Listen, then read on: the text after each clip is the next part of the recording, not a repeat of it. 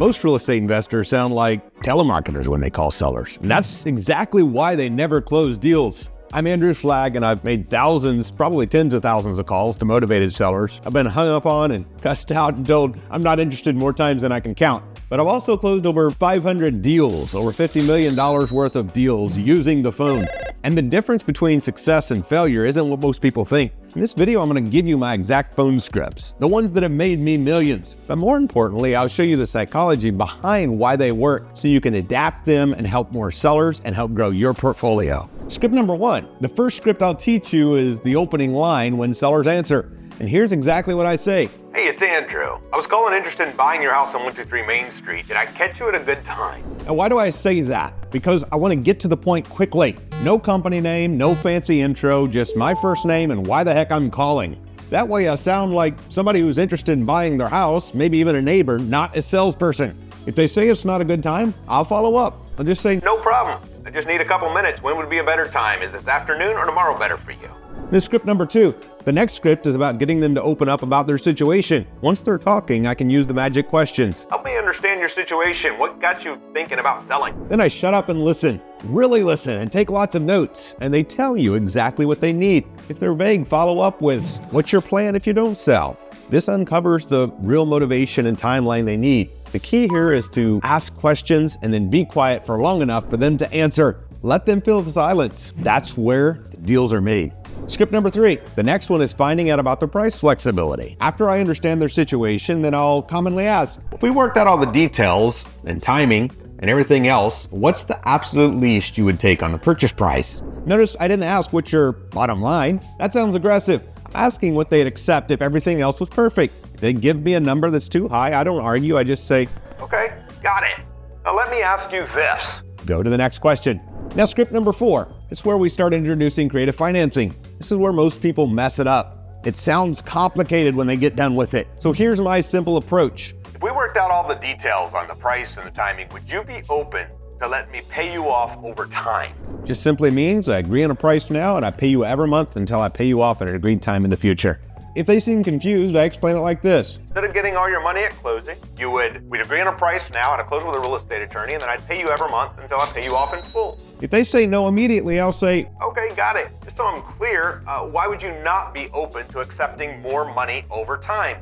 Now, script number five. Next, we handle the I need to think about it response. When they say this, most investors get worried. This isn't rejection. It's usually either lack of understanding the offer or fear. So here's what I say. Absolutely. Help me understand which segments or any more clarity you need before you think about it. Is it the price, the timing, or something else?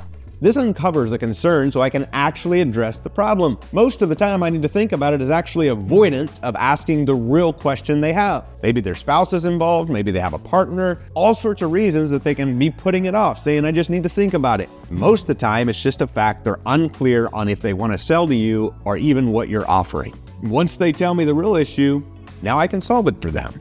Script number six is following up with leads who maybe went cold. I never give up after one call or even two or three. So I follow up like this for people who maybe ain't answering or disappeared. Hey Billy, it's Andrew. I was calling you back about the house on 123 Main Street. Since we last talked, I was thinking about the numbers we discussed. I had a couple questions for you. And I reopen the discussion. If they don't answer, I'll leave a message and then immediately send them a text. Say, hey, it's Andrew. I was interested in buying your house on 123 Main Street, and I just talked to my partner about it and have some good news for you. When would you have a minute? In other words, you're just reopening the conversation. Your objective is just to get a response, because many times when people either didn't understand, rather than asking you, they just ignore you, or they didn't like your original numbers or offer. You may find out that you can solve their problem. You just gotta have a conversation. Communication solves all.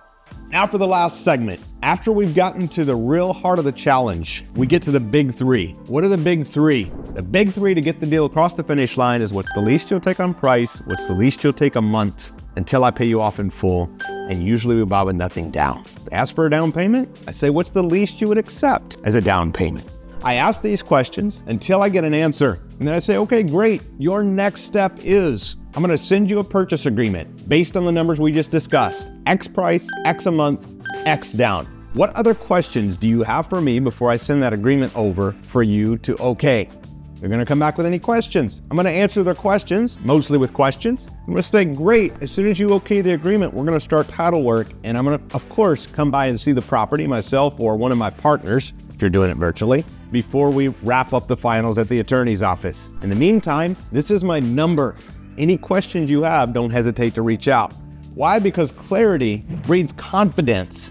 So I want them to have absolute clarity of what they can expect of working with you, of working with me. Be transparent, be authentic, be real. And if you don't know the answer, don't make it up. Just be real. People can tell if you're making it up or not. These scripts work because they're conversational. And they're 12 years of my blood, sweat, and tears. They help people solve problems instead of pressuring them to buy or sell. The key is practice and understand selling is serving. Role playing with a friend, record yourself, get comfortable with the words so they sound natural and not like you're reading a script. If you've been looking for somebody to help you get to the next level, just click the link in the description to apply, see if we'd be a fit to help you out. And if the video helped you out, make sure to hit the like button, subscribe to the channel, follow along for more. I'll see you in the next video.